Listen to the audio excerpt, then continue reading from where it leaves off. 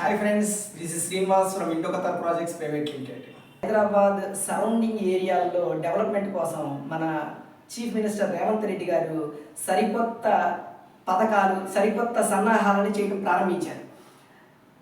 Hyderabad development గతంలో జరిగిన దానికి 3-4 రెట్లు ఏ విధంగా డెవలప్ చేయాలని ప్రతిరోజు ఆయన ఎక్సర్సైజ్ చేస్తూ ఉన్నాడు. దానికి కొలమానంగానే మన హైదరాబాద్ సరౌండింగ్ మొత్తం 29 మున్సిపాలిటీలు ఉన్నాయి. 29 మున్సిపాలిటీలని కలుపుతూ ఒక 2 మున్సిపల్ కార్పొరేషన్లు చేయడానికి మన రేవంత్ సర్కార్ సన్నాహాలు చేస్తుంది. ఈ 2 మున్సిపల్ కార్పొరేషన్లు తయారవడంలో ఎంతోమంది పాత్ర ఉంది. దానికి రేవంత్ రెడ్డి గారు ఎవ్రీడే దాని మీద వర్క్ చేస్తూ ఈ 2 మున్సిపల్ కార్పొరేషన్ని ఖచ్చితంగా చేయాలి అని రెడీ అవుతున్నారు. దానిలో మనం చెప్పుకోదగ్గ మెయిన్ మున్సిపల్ కార్పొరేషన్ మహేశ్వరం కనుక మున్సిపల్ కార్పొరేషన్ అయ్యింది అంటే శ్రీశైలం హైవేకి మహర్దశ పట్టబోతుంది అని చెప్పకనే చెప్పొచ్చు.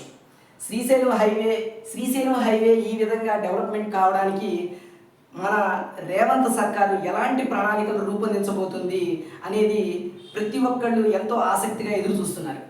గవర్నమెంట్ రోజు రోజుకి ఆ ఏరియాలో ఎలాంటి డెవలప్మెంట్ తీసుకురావాలి, ఎలాంటి అనౌన్స్మెంట్లు చేయాలి. మహేశ్వరం అనేది మరో సైబరాబాద్గా డెవలప్ చేస్తున్నారు. ప్యారలల్గా మనకి ఇప్పుడున్న సైబరాబాద్కి ప్యారలల్గా మహేశ్వరం ఒక సైబరాబాద్ చేయాలి అని చెప్పి ప్రయత్నాలు జరుగుతున్నాయి.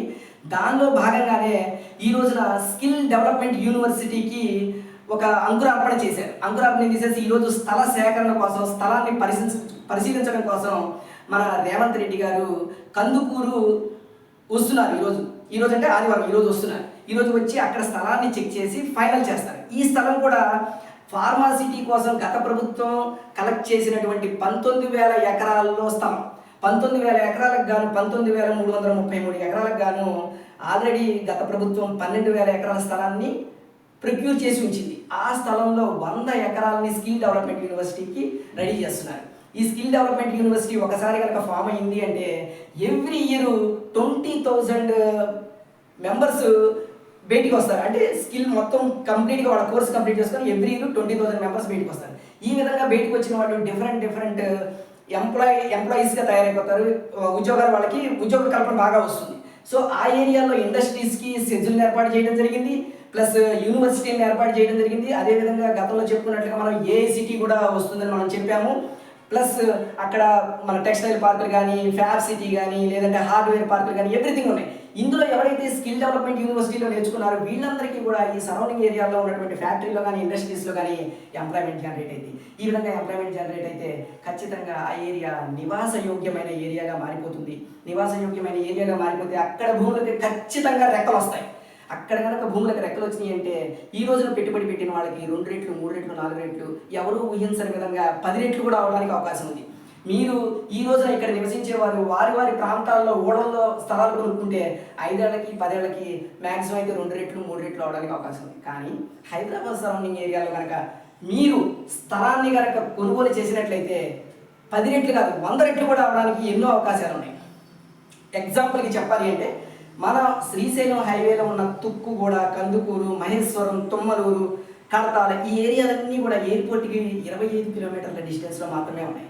25 కిలోమీటర్ల డిస్టెన్స్లో ఎయిర్పోర్ట్కి అన్నిటికీ ఓఆర్ఆర్కి అన్నిటికీ సమీపంలో ఉండటం వల్ల ఈ ప్రాంతాల్లో ఇన్వెస్ట్మెంట్ చేసిన ఇన్వెస్టర్లకి ఎన్నో రెట్లు లాభార్జన జరగడానికి అవకాశాలు ఎక్కువగా ఉన్నాయి. రీసెంట్గా ఇంకొక అనౌన్స్మెంట్ కూడా జరిగింది. గవర్నమెంట్ ఎయిర్పోర్ట్కి సమీపంలో ఉన్న ఎయిర్పోర్ట్కి దగ్గరలో ఉన్న ఏరియాలో మీకు 102 ఛార్జింగ్ స్టేషన్లతో ఎలక్ట్రిక్ వెహికల్స్కి ఛార్జింగ్ స్టేషన్స్ని కూడా ఏర్పాటు చేస్తుంది. అది కూడా ఒకే ప్లేస్లో 102 ఎలక్ట్రికల్ వెహికల్స్కి ఛార్జ్ చేసుకునే విధంగా ఏర్పాటు చేస్తుంది. అంటే ఎక్కువ నెంబర్ ఆఫ్ వెహికల్స్ వచ్చినా కూడా అక్కడ ఛార్జింగ్ చేసుకోవడానికి సదుపాయం.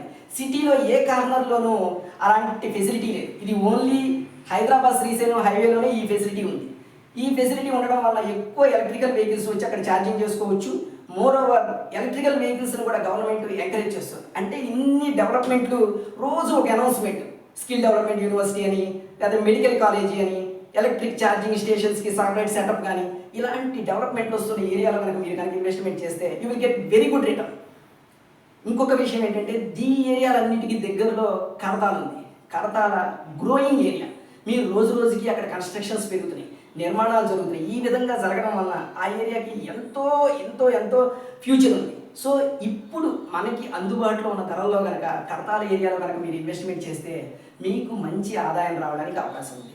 కడతాల ఏరియాలో ఉన్న ప్రాజెక్ట్ ఏంటి, ఏ ప్రాజెక్ట్లో మనం ఇన్వెస్ట్మెంట్ చేస్తే మనకి ఖచ్చితమైన రిటర్న్ రావడానికి అవకాశం ఉంది, నమ్మకంగా వాళ్ళు ఏదైతే డిటిసిపి ఎమ్యూనిటీస్ ఉన్నారో ఆ డిటిసిపి ఎమ్యూనిటీస్ని ఏ విధంగా చేయగలుగుతారు, అలాంటి కంపెనీని మీరు సెలెక్ట్ చేసుకొని ఆ కంపెనీలో కనుక మీరు ఆ కంపెనీ వేసే వెంచర్లో కనుక ప్లాట్లను కొనుగోలు చేసినట్లయితే మీకు ఖచ్చితమైన రాబడి వస్తుంది. సో అలాంటి కంపెనీలు ఏమున్నాయి అని చెప్తే ఇండో ఖతార్ వాడి 2 ప్రాజెక్టులు ఉన్నాయి. ఒకటి శ్రీనివాసం, ఇంకొకటి మగధ. మగధ ప్రాజెక్టు మైసగండమ్మవారి టెంపుల్కి బ్యాక్ సైడ్ ఉంది. శ్రీనివాసం ప్రాజెక్టు కడతాల